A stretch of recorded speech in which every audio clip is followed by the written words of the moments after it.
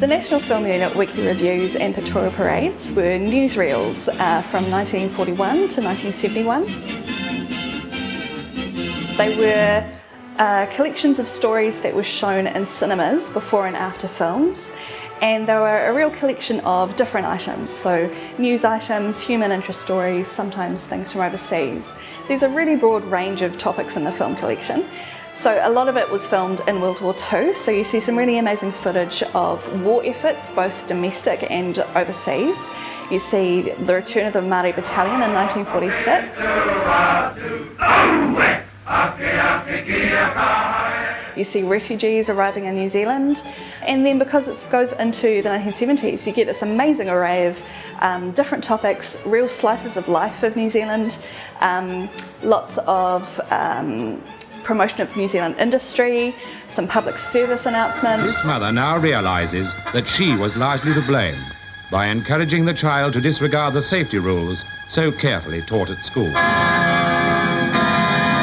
And lots of human interest stories as well. There's some really notable stories such as footage of Opo the dolphin. Hands down. The human race just isn't in the race. The rediscovery of the takahe in 1949, visits from notable personalities such as Eleanor Roosevelt, also New Zealand personalities such as Aunt Daisy. Well, good morning, everybody. Part of the significance of this collection lies in the fact that very few feature films were made in New Zealand between 1940 and 1970, so the footage that the NFU captured during that time is incredibly valuable.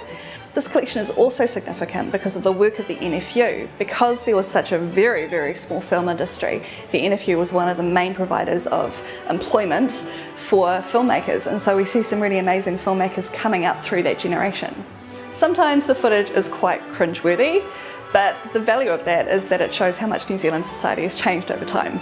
I'm particularly interested in representations of women in the collection. In the World War II footage, you've got a lot of films about women working in factories and making munitions and supporting that war effort. And then as time goes on, as women return to the domestic sphere, you've got a lot of items about fashion, about socialising, real domestic things. So it shows you how much that idea of what women's role was changed quite a bit. One of my favourites is Weekly Review 346, which is known as Rhythm and Movement, and it was directed by Michael Forlong in 1948.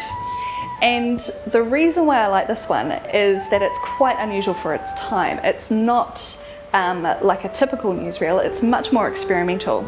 So it's the story of a young woman who decides to take up rhythmic gymnastics, as you do, and it profiles a group of women who do this, and it's shot really beautifully and really lyrically, and it's got this amazing score by Douglas Lilburn. But it was also quite risque at the time because it filmed these women dancing in quite skimpy outfits and sometimes naked on top of a hill in Wellington. And when I first saw it, I actually couldn't believe that this had been made. It's just so unusual.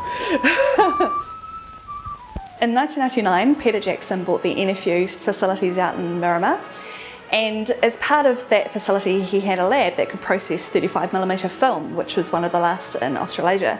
And this lab was due to close in 2013, but a deal was done to move the lab and all of its equipment to Archives New Zealand. So we have an ongoing program of restoring film. We're copying it from acetate to polyester, and that's going to preserve all of this film material for future generations.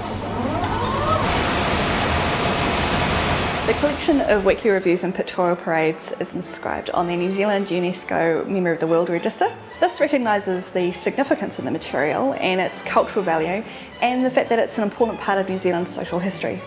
The collection articulated the nature and values of New Zealand life, and it really shaped the way that New Zealanders saw themselves and saw the world.